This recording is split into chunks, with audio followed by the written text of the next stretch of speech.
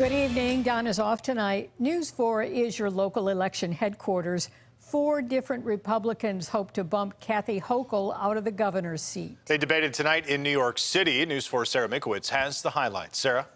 Dave and Jackie, tonight's topics included the state's gun laws, whether or not a candidate would change the state's laws on abortion, and what economic relief would they offer to New Yorkers as gas prices continue to rise.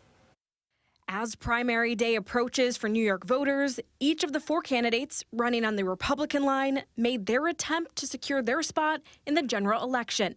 The candidates include U.S. Representative Lee Zeldin, former Westchester County Executive Rob Astorino, businessman Harry Wilson, and the son of New York City's former mayor, Andrew Giuliani. Each one was asked about their stance on the state's gun laws and if they'd support a sensitive areas bill that would prohibit guns in certain places. The United States Supreme Court should overturn New York State's concealed carry law. We have the strictest gun control laws in the entire country. They've gone too far as it is. They target law-abiding citizens. The problem is with people, not with law-abiding citizens, but with criminals, the mentally ill, and the purveyors of hate. Giuliani and Astorino favored increased law enforcement on criminals. You know, when I think about the Second Amendment and I think about this debate and I think about what Governor Hochul has done, she has continued to encroach on New Yorkers' Second Amendment rights rather than empowering the police. We got to get back to actually what worked. Broken windows policy, stop, question, and frisk.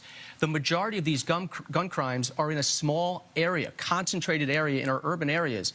That's where we got to target to get illegal guns off the streets. When it comes to a plan to offer New Yorkers relief from the rising cost of gas, 3 of the 4 candidates avoided answering directly, instead favoring drilling for natural gas, which won't help drivers at the pump. As we can tap into the Marcellus Shale and specifically the energy and make New York truly the best fracking state in the country. We have to reverse the ban on the safe extraction of natural gas in the Marcellus and Utica shales. The southern tier is desperate for it. There are other counties that want it. It would allow us to create jobs and generate revenue and revitalize communities. Definitely, New York is blessed with natural gas. We should be safely drilling it and making sure that it's provided for everyone who needs it in New York and in our country.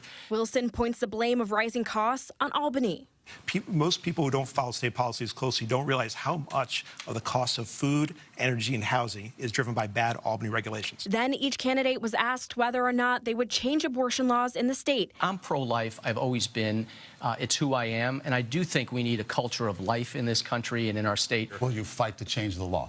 I will not fight to change the law. Zeldin says the state shouldn't allow late-term abortions, and there needs to be more regulation. I believe it should be legal for there to be parental consent, that there should be informed consent. I believe that we should be doing more to promote adoption. Giuliani took this as an opportunity to talk about vaccine and COVID mandates. And on day 1, I will end these unconstitutional COVID mandates and give everybody their job back who has lost them with back pay. Now, primary day is Tuesday, June 28th. Early voting starts this Saturday. And Thursday night will be the second and final Democratic debate. We will stream that debate on our website at WIVB.com. In the studio, Sarah Minkowitz, News 4. Sarah.